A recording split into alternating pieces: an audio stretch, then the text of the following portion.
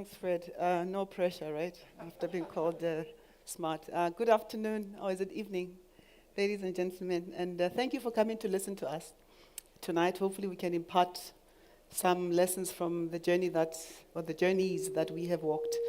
So tonight, I'm speaking wearing 3, if not more, hats. I'm speaking as an entrepreneur, first and foremost. So I'm very excited to be amongst entrepreneurs. So I've walked the journey of fundraising and having to figure out, what makes a fundable business or an investable business. I'm also speaking as somebody who actually invests in businesses of funds and invests in very early stage and startup businesses, having funded and invested in almost 200 early stage businesses since our inception just over 12 years ago. And especially in the tech space over the past 5 years. I've seen some of the portfolio companies are here today. So hopefully you guys will understand why we gave you a hard time when you were applying for funding from us. And thirdly, as somebody who spends a lot of time actually raising funding, so just like most entrepreneurs, guess what? We also have to go to bigger institutions and beg for money so that we have enough money in our coffers to come and invest in your businesses. So we walk the same journey as yourselves. So I do sympathize with your journey, although a lot of the time I'm sitting on the other side of the table. So I thought today I'm really just going to focus on what we've observed over the years that we have been investing in women-owned businesses, in tech startups, and generally in SMEs and very early stage businesses, and what we have come to appreciate as the things that really, put an investor across the line on your side, and they start getting excited about your story, and they are therefore willing to invest in your story. So, one of the reasons why investors spend so much time really, doing their due diligence, screening, whatever, assessing whether this is something worth investing or not. It's because we appreciate that actually not everybody is an entrepreneur.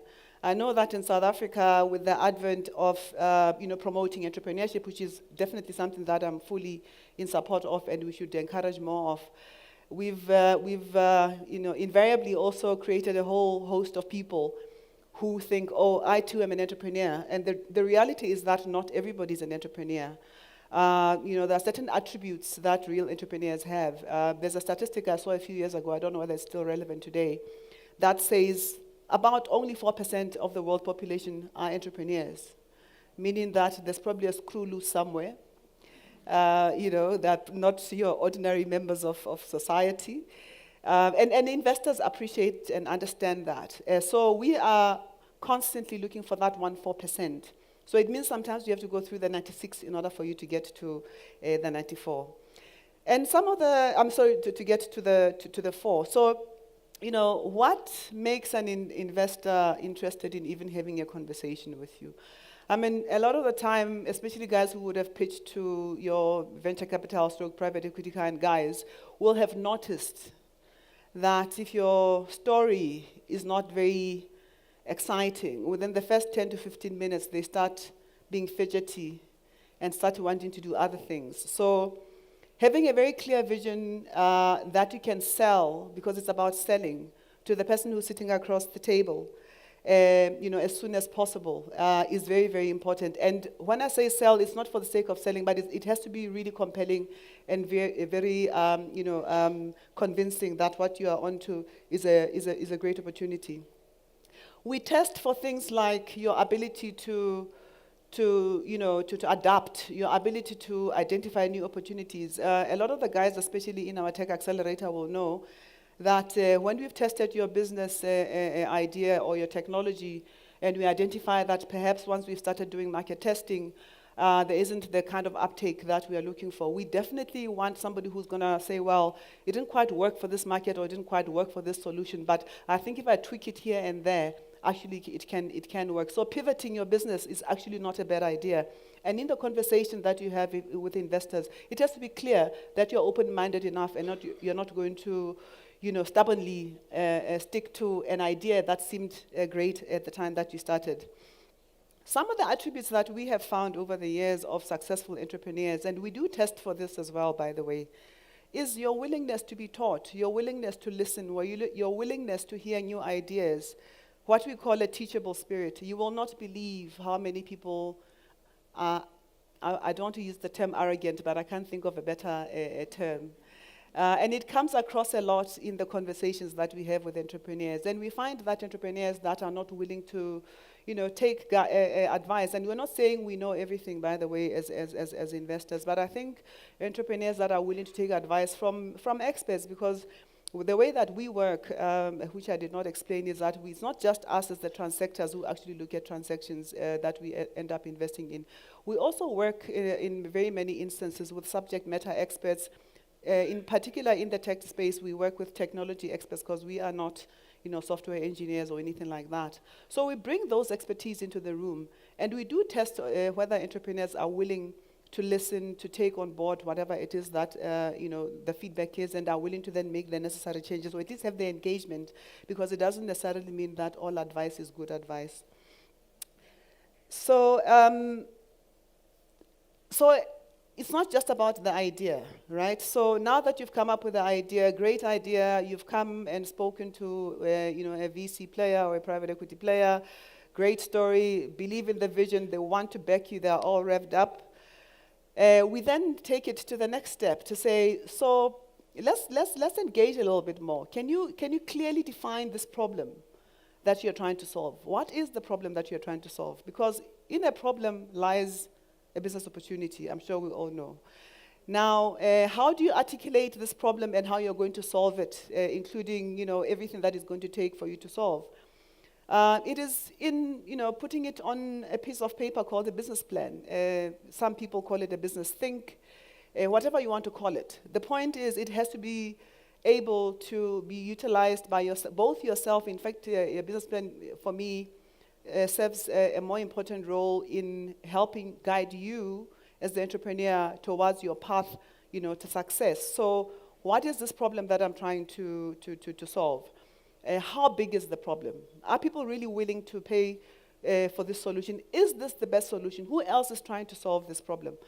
Again, we see this in the tech space. A lot of tech startups are solving the same problem. It's amazing. I mean, we've just done a call for our latest cohort of startups. I don't want to tell you how many, but out of the 224 we have seen, I would say probably about 20% or so are trying to solve the problem of matching of SMEs to business opportunities. And it's amazing that everybody's thinking about the same problem. So guess what? Our problems are not really unique.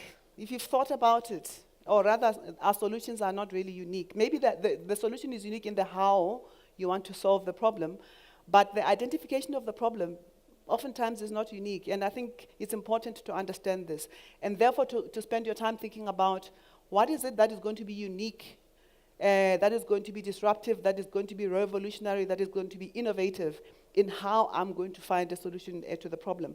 And be able to find a way of articulating it for yourself and for the team that you're going to be working with, of course, and of course the investor that you're trying to get, whose money you're trying to get into your business in this business plan. And this is, for me, an area that you have to spend time on. It doesn't have to be perfect. I'm also a very big believer, being an entrepreneur, I'm a big believer in doing. So put something on paper, it doesn't have to be perfect, and go out there, start, test it. The market will give you feedback. Go back, refine it, rethink it, pivot if you must, and revise your plan. Very, very important.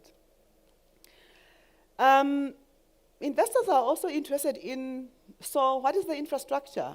So great idea, I believe in the vision, I believe in the entrepreneur. I've read the business plan, looks great, the numbers are convincing, the story is convincing. Who's going to execute? Because as an entrepreneur, you are typically the vision holder. You're not necessarily always the person who's got the technical capability. So the importance of having the humility to acknowledge that just because you came up with an idea does not necessarily translate in you being the best person to execute. It's very, very important.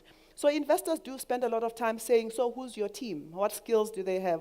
What have they achieved? What is their track record? It's not always necessary for you to have the academic background, but experience actually goes a very, very long way, by the way. So for young entrepreneurs, I would encourage that to the extent that, because the young ones are supposed to be the ones who come up with new, exciting, and innovative and disruptive ideas, right? But the guys who typically have the technical capability are the guys who've spent a bit of time in the workplace solving a few problems. So, be open-minded about bringing people into your team that actually have done something, have achieved something, so that you also minimize the chances of you making too many mistakes, because mistakes will be made. So the idea is to try and minimize them. And also just having systems in place to make sure that your business can run whether you are there or not. And systems, of course, are always relative. So I'm not saying you should go and get a big SAP ERP system to run your business, but understand what the systems and tools are that are necessary to run your business efficiently.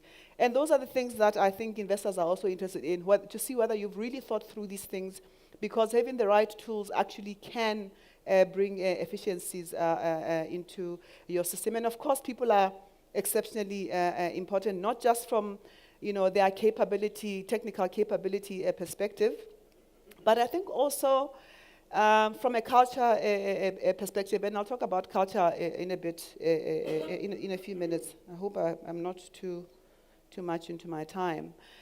So one of the things that we definitely look for right at the beginning of the conversation, and people think that this is a very odd place to start, especially with equity investors, but equity investors actually do want to see what the end looks like. It's one of the questions that we want to know. So how much money am I going to make out of this? What kind of IRR am I going to make out of this? What kind of return am I going to make out of this?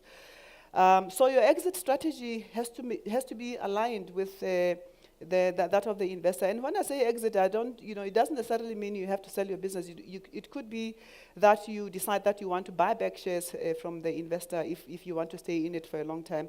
Or you could plan for the, eventuality of, if I die, what should my business look like? So we want to have those conversations. And I think investors get very nervous when entrepreneurs are not willing to have the conversation around exit, because it aligns our interests, but it also focuses the mind, because it informs what you're going to do. The day that the first rand hits your bank account from me as an investor, I need to know what you're going to be doing. And this exit discussion actually informs what it is that you're going to be doing as an entrepreneur. I spoke about people, the importance of people and culture. I have learned as an entrepreneur, I've been around now for just over 12 years. I can tell you this is probably one of the most, if not the most important aspect of a successful business.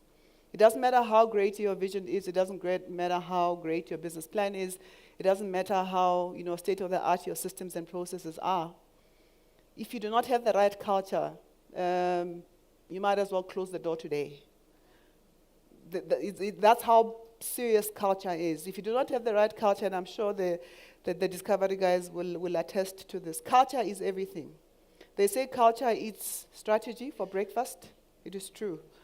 So this cannot be overemphasized. So as entrepreneurs, it is very, very important to be very deliberate about inculcating a particular culture if you want to achieve certain outcomes. If you do not have a culture, you cannot drive the outcomes that you want to have. And a lot of the time when we go and kick the tires, when we go and meet entrepreneurs, we actually spend time talking to the employees to say, how's it going? You want to understand, what's the work environment like? What's your experience like? What do you like about this place?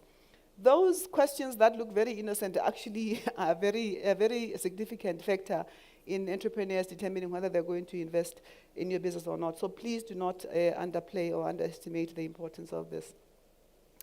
Now, the accountant in me, of course, always has to talk about numbers. When you are absent in the room, and your English is not so great, so your business plan has not done a great job of selling you. At the very least, the numbers that you sell should, that you show should sell your story. It is very, very true. Your numbers tell the story.